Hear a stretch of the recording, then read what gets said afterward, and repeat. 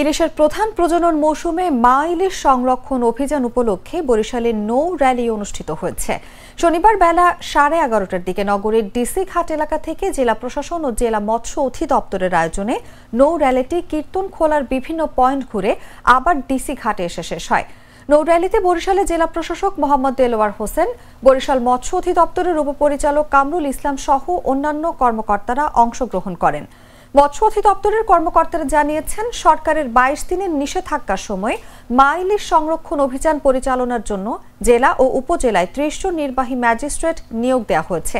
এ সময় নিষেধাজ্ঞা উপেক্ষা করে মাছ শিকার করলে 2 বছরের সশ্রম কারাদণ্ড অথবা 5 লাখ টাকা জরিমানা করা হবে।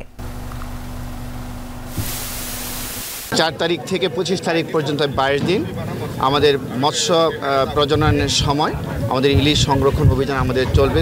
এই যে আমাদের এই বরিশাল জেলায় প্রায় 66,524 জন আমাদের নিবেদিত জেলে রয়েছে।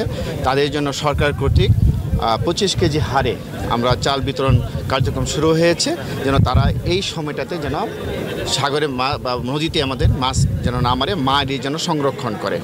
আমরা সকলে জানি একটা মা ইলিশ 20 থেকে 25 লক্ষ ডিম ছাড়ে। তো এই ইলিশ এই মাছ যদি আমরা সংরক্ষণ করতে পারি তাহলে আমাদের এই ইলিশের আর অভাব হবে না। আমরা এই দেশের চাহিদা মিটিয়ে আমরা বিদেশে রপ্তানি করতে পারবো।